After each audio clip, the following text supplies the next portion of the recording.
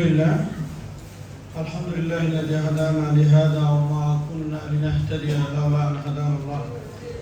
الحمد لله حمدا كما ينبغي لجلال وجهك وعظيم سلطانك.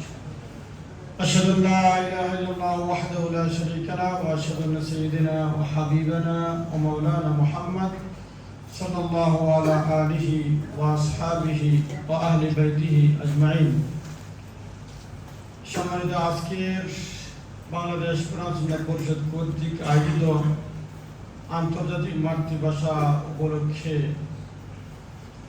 উপস্থিত আছেন মঞ্চে বাংলাদেশ কোরআন সুন্নাহ পরিষদের সম্মানিত জেনারেল সেক্রেটারি জনাব ইব্রাহিম, আর উপস্থিত আছেন আমাদের সহকারী সেক্রেটারি জুবের চৌধুরী এবং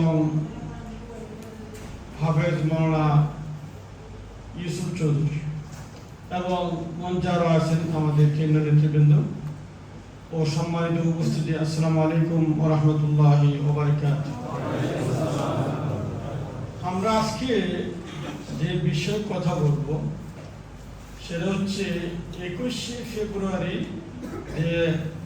1952-তে 1952 সনে যে আন্তর্জাতিক আমাদের যে ভাষা এখন আন্তর্জাতিক ভাষায় রূপ নিয়েছে বাংলা ভাষা, এই জন্য যারা শহীদ হয়েছেন তাদের জন্য তাদের রুহের মাগফিরাতই হচ্ছে আজকে আমাদের মৌলিক আলোচনার বিষয়। এই বিষয়ে আমি আল্লাহ সুবহানাহু ওয়া তাআলার ওই আয়াতটিকে সামনে নিয়ে আসছি। সেটা হচ্ছে এই, আল্লাহ সুবহানাহু ওয়া তাআলা এই বিষয়ে আমাদের ভাষা সংক্রান্ত বিষয়ে কথা বলছেন। ওয়া মিন আয়াতিহি খালকুস সামাওয়াতি ওয়াল আরদ واختلاف ألسنتكم وألوانكم إن في ذلك لآيات للعالمين। যে এটা হচ্ছে আল্লাহ সুবহানাহু ওয়া তাআলার একটা নিদর্শন। খালাকাস সামাওয়াতি ওয়াল আরদ, আসমান জমিন আল্লাহ সৃষ্টি করেছেন, এটা একটা আল্লাহর নিদর্শন না? আমি খুব তাড়াতাড়ি শেষ করব, একটু মনোযোগ দিলে আমি তাদের শেষ করতে পারবো। এই যে আল্লাহ সুবহানাহু ওয়া তাআলা আসমান যে সৃষ্টি করেছেন, এটা আল্লাহর নিদর্শন কিনা? সবাই বলে না নিদর্শন না? অবশ্যই নিদর্শন। আপনি তো খুঁটি ছাড়া একটা স্বাভাবিক ছাদ না, টিনের ঘর না, সোনার ঘর রাখতে পারেন, এমনকি একটা কাপড়ও রাখতে পারেন না খুঁটি ছাড়া। আর আল্লাহ সুবহানাহু ওয়া তাআলা কোটি কোটি টন, কত বিশাল আসমান, বিগাইরি আমাদিন তারাউনাহা, উমুদ ছাড়া খুঁটি ছাড়া আল্লাহ রেখে দিতেন আসমান করে। সুবহানাল্লাহ, এটা আল্লাহ সুবহানাহু ওয়া তাআলার একটা সৃষ্টি, একটা নিদর্শন। ঠিক পৃথিবী আল্লাহ সুবহানাহু ওয়া তাআলা সৃষ্টি করেছেন, কত অবরূপটি, কত সুন্দর। যদি পাহাড় পর্বত জঙ্গল নদী নালা যখন আমরা দেখি, তখন হৃদয় দিয়ে একটা জিনিস বেশি আসে, যেগুলা অহেতুক অথবা এমনি সৃষ্টি হয়নি, এটার স্রষ্টা একজন অবশ্যই আছে। এই জন্য আল্লাহ সুবহানাহু ওয়া তাআলা বলেছেন আয়াতি খালকুস সামাওয়াতি ওয়াল আরদ। এরপরে কি? ইখতিলাফু আলসিনাতিকুম, আমি বিভিন্ন ভাষায় মানুষদেরকে সৃষ্টি করেছি বলে। সুবহানাল্লাহ, এটি আজকে আমাদের আলোচনার বিষয়। আপনি দেখুন কেরালা অথবা বিভিন্ন আরো দেশ কঠিন কঠিন ভাষা আছে, আপনার সামনে যদি কেউ আপনাকে হত্যা করার প্ল্যানও করে, তারা একটা শব্দ বুঝার আমাদের ক্ষমতা নেই। আল্লাহু আকবার। দুঃখজনক হলো সত্য, আমরা এই আয়াত না মানার কারণে, এই ভাষাটাতে এই আল্লাহ সুবহানাহু ওয়া তাআলার একটা বৈশিষ্ট্য, আল্লাহর দেওয়া দান, সেটা না জানার কারণে আমরা অনেক সময় ওদের ভাষাকে ব্যঙ্গ করি না? অনেক আছেন এরকম। শুধু কেরালা না, যে কোনো অনেক ভাষায় আমরা এটাকে ভালো চোখে দেখি না। এমনকি অনেক কাতারিরাও যারা জানে না, তারা আমাদের ভাষা নিয়ে অনেক সময় বিভিন্ন কথা কটূক্তি করে। কিন্তু এই কটূক্তিটা করা মানেই হচ্ছে যে আল্লাহ সুবহানাহু ওয়া তাআলার সৃষ্টিকে গালি দেওয়া, আর গালি দেওয়া মানে আল্লাহ গালি দেওয়া। এজন্য সম্মানিত উপস্থিতি, ভাষাটা হচ্ছে আল্লাহ সুবহানাহু ওয়া তাআলার একবারে তার নিজস্ব দান, আল্লাহ সুবহানাহু ওয়া তাআলা দান করছেন। এবং পাশাপাশি ওয়ালাইকুম, আপনি একজন সুন্দর যুবক 25 বছরের কাঁধে দাঁড় করান, আর আরেকজন সুদানি দাঁড় করান, বোঝা যাবে না আল্লাহ সুবহানাহু ওয়া তাআলা সকল কিছু সৃষ্টি করতে পারেন। সুবহানাল্লাহ। একদিকে গন্ডার দাঁড় করান, আরেকদিকে সুন্দরবনে হরিণ দাঁড় করান, একদিকে ময়ূর দাঁড় করান, আরেকদিকে কাক দাঁড় করান। এই যে সৃষ্টির বৈশিষ্ট্যতা, এগুলো কে দিয়েছেন? আল্লাহ সুবহানাহু ওয়া তাআলা।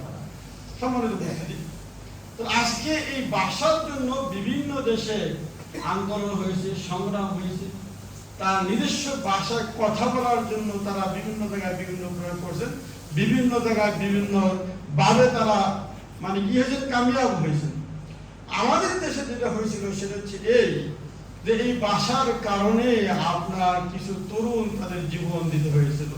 সেই কারণে গোটা পৃথিবী আজকে একমত হয়েছে যে এই দিনটাকে, এই মাসটাকে আন্তর্জাতিক ভাষা হিসেবে স্বীকৃতি দেওয়ার জন্য। আলহামদুলিল্লাহ। এখন যে মানে ল্যাঙ্গুয়েজের উপরে যে দিবসটা পালন করা হবে, সেটার ইতিহাস আলোচনা করতে গেলেই আমার দেশের বাংলা ভাষা এসে যাবে। আল্লাহ হাফেজ। আমরা আমাদের ভাষাকে নিয়ে কি করি, গর্ববোধ করি। আমরা আমাদেরকে এইটা ছোট হওয়ার কোনো কারণ নেই। কেউ হিন্দিতে কথা বলো, উর্দুতে কথা বলো, ফার্সিতে কথা বলো, সকল কিছুর ভাষা সৃষ্টি করছেন কে? আল্লাহ সুবহানাহু ওয়া তাআলা। তো এখন এই আমাদের আশা, আমাদের ব্যথার বিষয় হচ্ছে এই, সেই দিন আমাদের কিছু যুবক, কিছু তরুণকে রক্ত তাদের দিতে হয়েছে, তাদের মায়ের বুক খালি হতে হয়েছে। যুবকরা, ছাত্র জীবন কেউ শেষ করবে, কেউ অধ্যয়নরত, কেউ স্বাভাবিক, এই ধরনের তরুণদের জীবন দেওয়ার মাধ্যমে আমরা অর্জন করতে পেরেছি বাংলা ভাষা। এই বাংলা ভাষা শুধু ওই দিনই শেষ নয়। আমরা যদি এই বাংলাদেশ হওয়ার আগে ব্রিটিশ আগে পুরা ভারতবর্ষ এক ছিল না, যা আমরা 1947-এ আমরা কি পেলাম, স্বাধীনতা পেলাম কাদের কাছে? ইংরেজদের কাছ থেকে। সেখান থেকে শুরু হয়েছে। ওই সময় থেকে ইংরেজি থেকে হিন্দিতে যার যেমন আছে আপনার কি করতেন, কথা বলতেন। ভারতবর্ষ আলাদা হওয়ার পরে ইংরেজদের কাছ থেকে তখন প্রশ্ন আসলো যে ভাষাটা কি হবে। কথা বলতে পারছেন? তো এখন যার মত পেশ করছেন। কেউ বলছেন হিন্দি হবে, যেহেতু মানে ইন্ডিয়ান বেশি, যেহেতু ওইটা বাংলাদেশ পাকিস্তান সব এক ছিল। তো এইভাবে তারা বিভিন্ন জনের বিভিন্ন মত দিতে শুরু করলেন যে হবে, ভাষা হবে আপনার বিভিন্ন উর্দু, হিন্দি মত দিলেন। কিন্তু এর মধ্য থেকে মানে যিনি প্রতিবাদ করছেন সেই সময় তিনি ছিলেন মোহাম্মদ ডক্টর শহীদুল্লাহ। তিনি কইছেন না, বাংলা ভাষায় কথা মানুষ বেশি বলে, এই জন্য মানে সরকারি রাষ্ট্রীয় ভাষা হবে কি বাংলা ভাষা।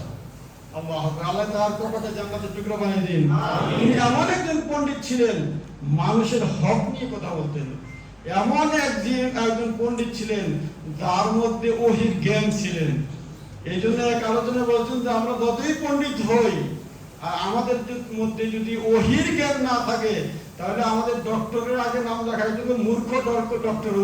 আল্লাহ, ওটা তো ওনার বক্তব্য। আর সেই কারণে দ্বীনি চেতনা, ইসলাম থাকার কারণে অনেক আলোচনা, অনেক সবাই ওনার নামটা আমরা অনেকেই নিতে পারি না, ওই দিন আছে বলে। সুতরাং আল্লাহ সুবহানাহু ওয়া তাআলা আমাদেরকে সঠিক বুঝদান করুন। সম্মানিত উপস্থিতি, ভাষা আন্দোলন নিয়ে কথা বলতে হলে 1948-এ যে তামাদ্দুন মজলিস হয়েছিল সেই কথাও বলতে হবে। তামাদ্দুন মজলিস একটা সংস্থা তারা করছিল। সেই সংস্থার দাবি ছিল যে ভাষা, রাষ্ট্রীয় ভাষা হবে 3টি, বাংলা, হিন্দি এবং সরকার মানে যদি ইন্টারন্যাশনাল ভাষা ইংরেজিও থাকবে। এইটা নিয়েও তাদের বক্তব্য ছিল। কিন্তু সেই ভাষার ব্যাপারে ওই তাদের শক্তি থাকার কারণে পশ্চিমা বলেন অথবা ইন্ডিয়া বলেন ওরা সময় রাজি হয়নি, তাদের সাথে একমত হতে পারে নাই। আরো যদি আগে যাই আমরা, বিগত শতাব্দীতে 1920-র দিকে আপনার একটা আন্দোলন হয়েছিল, একটা সমাবেশ হয়েছিল। সেই সমাবেশে রবীন্দ্রনাথ ঠাকুর সহ ডক্টর শহীদুল্লাহ উপস্থিত ছিল। সেখানে খোদ রবীন্দ্রনাথ ঠাকুর, বাংলা কবি হইল, তিনিও মত দিয়েছিলেন যে এই বিশ্বের, এই দেশের ভাষা হবে হিন্দি। কথা বুঝতে পারছেন? তো ফলে আপনার এই সমস্যা হয়েছিল। যাক আলহামদুলিল্লাহ, আলহামদুলিল্লাহ, এই বিশাল ধারাবাহিকতা, লম্বা ইতিহাসের আলোচনা আমাদের সময় অনেক সুন্দর করাই। আমি যে বিষয়টা একটা মূল কথা বলতে চাই সেটা হচ্ছে এই যে 1952 সালে যে আন্দোলনটা হয়েছিল, সেখানে কিন্তু আপনার আন্দোলনের মূল বিষয় এইটা ছিল না যে উর্দু হটাও, হিন্দি হটাও, এইসব ছিল না। ছিল যে রাষ্ট্রীয় ভাষার মধ্যে উর্দু ভাষাও থাকবে, বাংলা ভাষাও থাকবে। যেমন ধরুন বর্তমানে ইন্ডিয়াতে আমি যতটুকু জানি 4 থেকে 5টা তাদের রাষ্ট্রীয় ভাষাই আছে।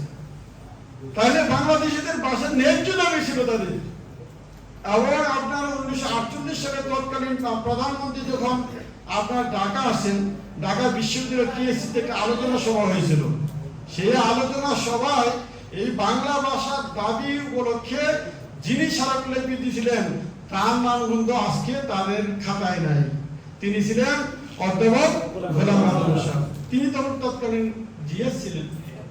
আর আপনাদের জানা থাকার কথা, ওই সময় ভালো ট্যালেন্ট যারা ছিল তারাই সামনে যেত, তারাই ছাত্রের নেতৃত্ব দিচ্ছে। আজকে যাদের পয়সা আছে, গোলাবাজি করতে পারে, তারা সরকারের দলে আছে, নেতা হয়ে যায়।